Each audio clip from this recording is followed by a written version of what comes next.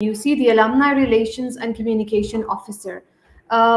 Today, I have one very popular student according to teachers, because when I was telling everyone that we have Habza today, so the senior management was really happy that we have one of our favorite alumni on board with us, who are going to tell us their story, sorry, their success stories and their career journey. So I have Habza Shah. She is a graduate of law, and I don't know how to introduce her, so I will let her do the talking for herself. How are you, Habza? Welcome to TMUC Talks. Please go ahead and introduce yourself to the audience. Hi, my name is Hamza, as you introduced. I am basically a lawyer. I graduated as an LLB student from TMUC back in 2017. And I am currently working as a Bertha Justice Fellow at the Foundation for Fundamental Rights, which is basically a legal aid organization. We work in litigation, and we work for basically development of human rights in Pakistan. So you can call me a human rights lawyer. That's wonderful. It actually makes me so happy that when I see a lot of young women pursuing their career, especially in this specific field where we need a lot of women fighting for women, not just for women, but for children, for underprivileged people, for the minorities. So just tell me, how was the experience? How was studying law for you? Because from what I've heard, it's very difficult. I've had a lot of law alumni talking to me, but I want to know a girl's point of view. That was it easy choosing this career? How supportive was everyone with it? And how was it? Just, I want to hear it from you. Well, I had decided pretty early on that I wanted to be a lawyer. I think way into my O levels, I knew that I wanted to go into law. And then obviously in A levels, I chose law as a subject and just got into it instantly. And then the decision to come to TMUC was sort of a shaky one, because I wasn't sure if I wanted to do a local degree or I wanted to do an international degree. And I remember I came to TMUC because one of my friends was already enrolled into the school, and he sort of helped me sort of make my decision. And then when I met Miss Khala, she was pretty convincing as well, as everyone knows. Oh, yes, So yes. yeah, so basically, and since then it's sort of been it was my law school journey was pretty smooth, I would say, because I was constantly in touch with my teachers, and the admin, of course, was always very helpful, and has always guided me in my studies. I mean, even now, if I call up Sir Bakas for any help, he's always there. So I feel like that has TMUC has been a really good support when it comes to this, and especially when it comes to its alumni as well. So, as a girl, I would say that it's not exactly easy, because the thing is that even when you're studying, you sort of come across these people, and like lawyers, when you're doing your internships or whatever, who constantly are telling you, law may not be a place for girls. Are you sure about this path? I mean, do you think it's a long-term option? And it's just a constant struggle with that sort of mentality and just sort of holding your grounds. I still have that. I still face that issue, of course, because there are multiple factors there. Being present in court is also sort of it's a constant struggle, because every time you go to court, you have to um, be in this very male dominated environment, and it just comes down to holding your own ground. And if you're dedicated to the legal profession, I suppose then just sort of makes it easier. That is exactly the whole gist of it. That you, as long as you're dedicated, as long as you're focused to your goals and to your career, then nothing should be a problem. But then again, there are challenges that people face. Like it depends on person to person how they face these challenges. As you're saying, they're like people who constantly pull you down. That this profession is not for you. This is not for you. Like I'm the guy, you're the girl. They throw that kind of mentality at you, but then again, like the way you are focused, I really want a lot of young girls to take this inspiration from you, because in order to survive in a career, especially in a country like ours, you have to be very strong, you have to be very resilient in the so my next question was, I think you have pretty much covered it already, that how hard or how easy, according to your experience, is it to secure a career in as a lawyer or as a barrister or as an advocate or anything as a law graduate? Well, the first thing is obviously being resilient. You need to get into this profession if you're dedicated to it. I know that a lot of people study law just because they want to, but don't really want to have pursue it for the long term. So I feel like that is one thing that is sort of important for girls, especially, that they need to be dedicated to the profession, know that what they're getting into, because it is not easy. It is not. It's basically a constant struggle to sort of keep your place, maintain your place in a very male dominated environment. So yeah, basically being dedicated and then holding your ground, because there are going to be a lot of people who are going to tell you this is not your place, maybe you should look at other options, or maybe oh, you're a girl, you're probably going to get married and then leave Get this married, profession. exactly. The kind of Yeah, things I don't like to wear anymore, please. And they don't take you yeah, seriously, because ultimately they're just threatened by the thought that she might not be able to work with us long term, because ultimately she's going to get married and she's going to go. But they don't understand the fact that women these days are so focused and they're so career oriented that they would make it work with family and with their work. They will create a balance. The one who wants to, she does it. So this is what I yeah, think, not just the law firms but every field needs to realize, that women need those opportunities and they need to be specially taken care of, because there is no secret in it that we have a responsibility of making houses as well. So we need to be facilitated according to it. That is yeah. something that should be there, and that is something that the lawyers should be fighting for in the courts. So please take notes for us. And I'm glad that that thing is already being talked about. And thanks to all the female lawyers and all the female activists, especially the lawyers, the ones who have fought for the females. That's a big thing to do, and we really, really, really need more lawyers, female lawyers, in the courts, in the out there, doing great things for the world. So we've already discussed about the challenges that come across, especially as a female lawyer. So just tell me one thing. If I talk about my experience as an alumni, when I started my career, I'm a fashion designer.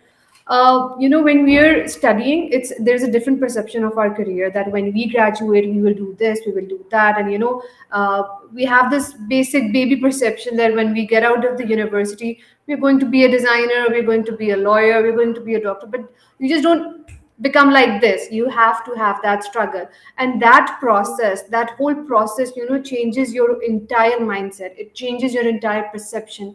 So what was that one experience, that one exciting or depressing or mind-boggling experience that has changed your entire perception about this career, this field especially?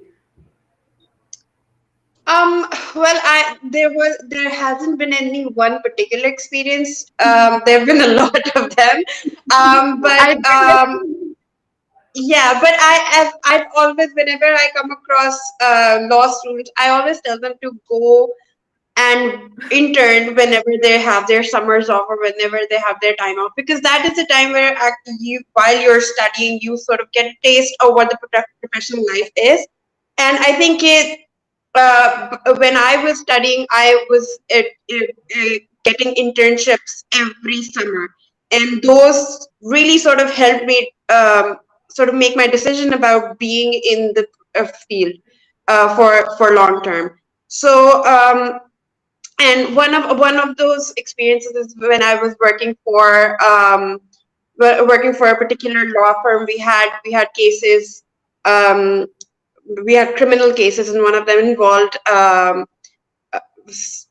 it was basically a rape charge for a young girl, and actually having to work on that case sort of motivated me into going into overdrive in this field, because um, despite everything you study, despite everything you see on TV or whatever your motivations for studying law would be, when you actually get into the field, it is so much more difficult. It's so much more different, because in Pakistan, going to kacheris and being a lawyer is not that glamorous.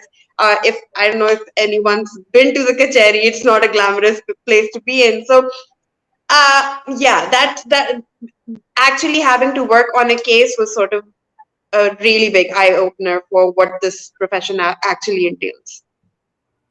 So, okay, I asked this question to one of our another alumni. He's also a law graduate. I asked about the question empathy. Like, how do you guys deal with it? Because obviously we're all humans, and at some level, when you know that somebody is being deprived from justice, somebody is just fighting for something, how do you deal with that emotional difficult? I believe it's an emotionally difficult thing to deal with. So, just talk about that a little. I think empathy sort of comes to you naturally, especially if you're a criminal lawyer, which is sort of what I do as well. I think it sort of comes naturally when you interact with your client. I have been fortunate enough to work for clients who were wrongfully accused. So empathy for them sort of comes naturally, because you know Okay. that this person who wasn't there, who's been accused for something that he didn't do in the first place. So I feel like that sort of gives you a better drive to represent them.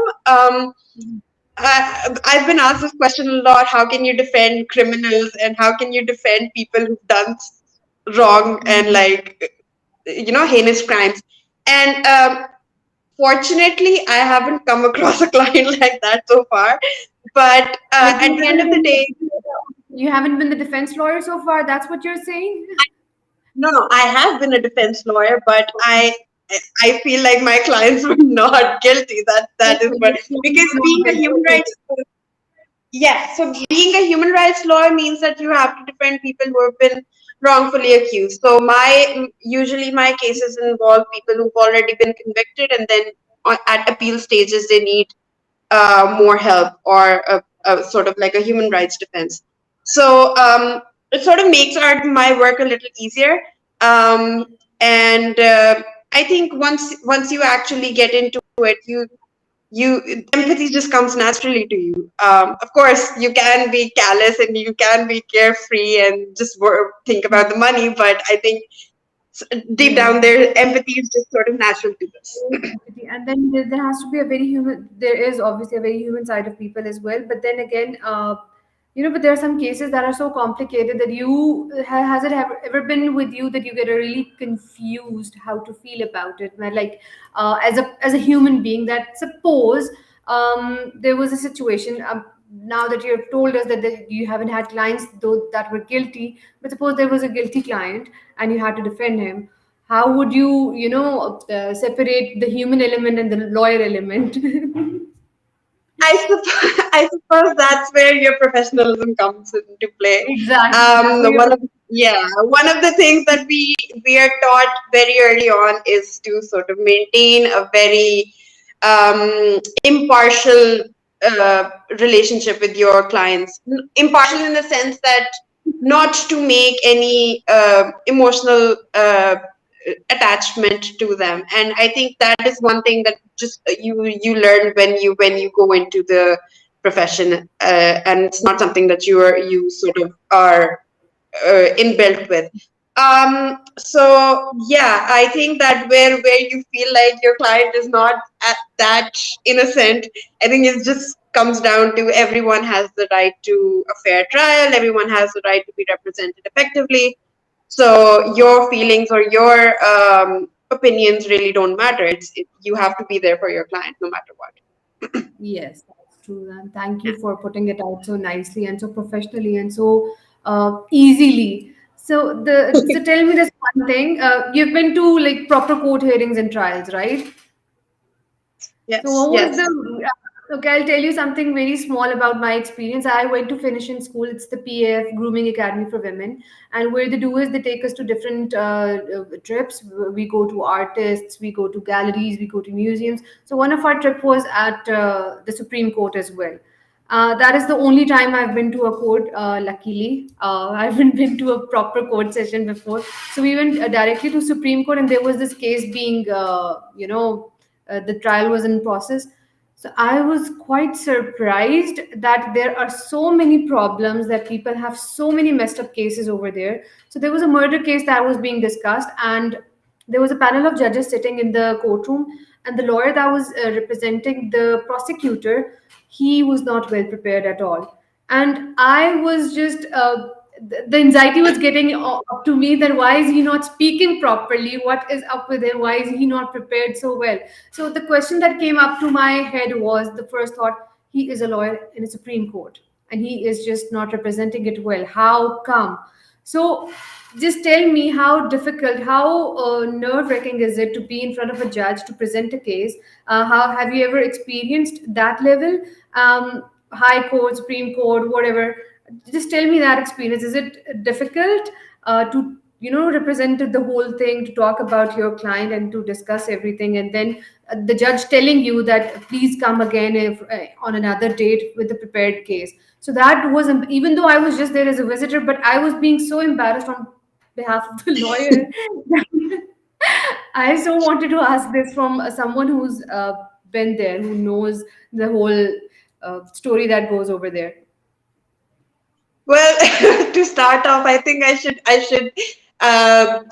say something on behalf of the prosecutor. The thing is that in Pakistan, prosecutors are so overburdened, and they tend to handle so many cases that it's bound to happen that they're unprepared for any particular case.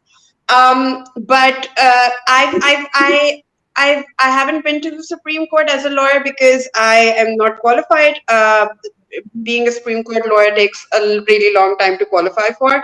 I am currently just a district court, trial court, and appeals court eligible lawyer. Um, but yes, there have been instances where, and especially in the beginning when I was fearful of being in front of a judge, because that is just sort of your initial um, uh, fears, because having never been in before a court and not having that experience, it's sort of like an inbuilt anxiety. But yeah, after a few after a few sessions, you sort of get over it, because um, I think it all just comes down to, if you're prepared for your case, it's not that nerve wracking. As long as you are prepared for your case, you know what you're going to talk about, you know your strategy well, then there's really nothing to worry about, because our judges and the courts themselves are so overburdened that you there's some leeway that goes with it, that you can excuse the judge for being in a mood or whatever. I've been to court a lot of times when the judge is just not listening. He himself is dealing with something, and he doesn't just it's he's not open to a proper hearing or whatever. So I think those are just some issues that are sort of inbuilt into the system, and you just go along with them. So you would obviously, since you're working, you might have had interacted with a lot of lawyers from different backgrounds, from different universities, from different specializations. So what do you think? What makes you different as an alumni of TMUC from other lawyers? Like, what is it that makes you feel confident about? Well, because our profession is mostly dominated with people who've done local degrees, and the local degree is usually a 5-year course.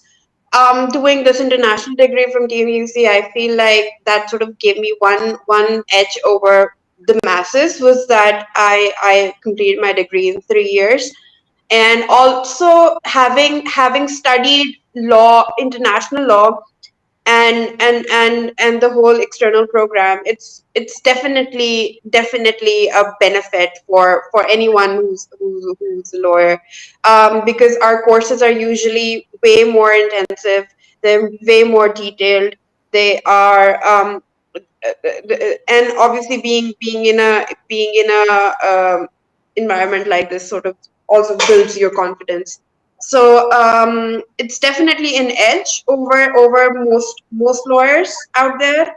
Um, and I think most of my teachers also sort of prepared me for what was to come, because I had a few very good teachers who were professional lawyers themselves, and who were constantly letting us know that, the reality is so much different than what you're doing right now. So I feel That's like what I that love. also That's what I love about the sorry. staff over here. That's what I love about TMUC as well, but because they prepare you so well for the practical experiences. Not just okay. There's one thing for the law grads, we have MNMCC every year. The moot courts that we do, we send our students. Students come to our campuses. That's a huge opportunity. That's where you get to polish your skills. We can go to MUNs, and then for a lawyer, it's very important to speak. But it's not just the law degree that TMUC is catering to. We have, like, when I was a student here, we were all offered like the best internships available. We were offered the best the workshops that were there, so that we have a better understanding that what's coming next. So this is something that I wanted to ask, that how do you acknowledge TMUC for that? So this is a very good thing that TMUC has been doing for all of us. Yes, for sure. Because, like I said, while I was studying every year, I was doing internships during the summer, and that was something that TMUC arranged for me. My or my teachers arranged for me, because it's not that easy to get internships in law firms, and That is so the true. faculty and the administration sort of helped me gain those things, and I feel like those experiences definitely helped me in the future. So yeah, I think not just the academics, but also the extracurriculars are very important, especially when especially the moot courts and the MUNs, because it's just an exercise in building the students' confidence, and sort of being ready for, like, for example, the moot courts. They're a great example of what it's going to be like in court, and I feel like that's a really good exercise preparing students for a practical life. So yeah, I think that That's TMUC providing those resources is great. It's great. And secondly, just tell me this one thing. Are you a lawyer by chance or a lawyer by choice? I know you have answered that before, but I wanted to elaborate a little bit more for the people who are going to pursue this degree. So, lawyer by choice or lawyer by chance? It's by choice, of course. Because like I said early on, I decided to go into the legal field. What I wanted to do as a lawyer, that's obviously changed since graduating. But yeah, I mean, I knew what I wanted to do. I chose my subjects accordingly, because in your second and third year, you sort of have a choice of a few subjects, and I made my choices depending on what I wanted to do. And then since then, it's sort of been like a straightforward journey about to what I wanted to do, and I'm here. So yeah. And obviously, if you're not up for it, if you don't want to do it, then there's no point pursuing it. Then that's just waste of time, money, energy, everything, and resources. Yeah, I suppose. I mean, there are multiple factors that can change your decision on the way, but yeah, I mean, have to students, I would definitely say that sort of have your mind set about what you want to do. It's Yes. obviously going to change along the way, but it's Yeah, always but better to you have a have to decide like what career path you want to take. Like in one of my previous live sessions, I was discussing it with another student that she decided to go for architecture as a textile graduate, and she decided that she wants to pursue architecture next. Why? Because while she was studying design, she figured that she has these were her strengths and she can do better as an architect. So she had that artistic background. Now she was going for the technical things. So this is what I believe. At least you know what you want. It's like you cannot be extremely bipolar about it, that you want to be a doctor one day, you get into an engineering school, and then you're like, oh my god, how I'm going to be a doctor. But if you want to be, suppose you want to be a doctor, you couldn't get there, you didn't have the finances, you didn't have the universities. Maybe you can go for pharmacy, the second plan, something that is relevant, but in the end you will be in the same field, you will be in the same career path. So yeah, you're right, have a focus for that. yeah. Okay, so just tell And me I this suppose one another law thing. degree. Hmm. Yeah. No, I Please, was please just going to continue. say that I suppose that there's a reason why the law degree is sort of flexible in that way, because it can help you if you later on want to decide to change your path. It can totally be a useful tool, because if you don't want to go into the legal profession or be a litigator or in-house counsel, you can always go for like other government jobs, CSS, and it's a great tool. Basically, it's a very good basic basis for future development. So yeah. All right. So, Hafsa, just tell me, if you were to give one advice to the budding lawyers, the people who are pursuing who just all started their degrees in law, what would that be? I know you've said enough between the conversations, but one strict advice that you would give, according to your experiences, what would that be? I suppose just to find your path and be dedicated to it. There are going to be hurdles, but as long as you know what you want to do, perseverance is the key. Yeah. Okay, that's lovely. That's the wonderful advice. And obviously, I tell that to my juniors as well. Grab every opportunity you get to excel, to get exposure. That is what I tell everyone. As long as you're young, as long as you have these opportunities, because as a student, it's different. Practically, nobody's going to pamper you. You have to do it all for yourself and on your own. Oh, for sure. Yeah, for That is sure, the for thing. sure. All right, it was lovely speaking to you, Habza. Before we end this conversation, just one thing. This is what I do with every alumni I talk to. Please say TMUC in one word. How would you describe TMUC in one word? Well, for me, TMUC was essential, basically. That's Thank it. you. Okay, that's wonderful. That's a pretty big word. Essential is like, I get it. Lovely. Yeah. Okay. But So it was very nice speaking to you. Thank you. thank you so much, Hafza. Thank you so much for being with us and talking to TMUC. Everybody at TMU, especially Ma'am Khola, remembers you, and she was really happy to know that we are having, Hafza for a conversation. You can always, Balke, I would like you to come to our job fair as well that we are hosting on the 1st of March. We love our alumni and we would want them back on campus. They can come visit us and, just be here and spread the TMUC love. Of Thank you course. We'll miss it. so much, Habza. It was lovely speaking to you. Take care. Thank you. Allah Hafiz. Likewise. Take care. Allah Hafiz.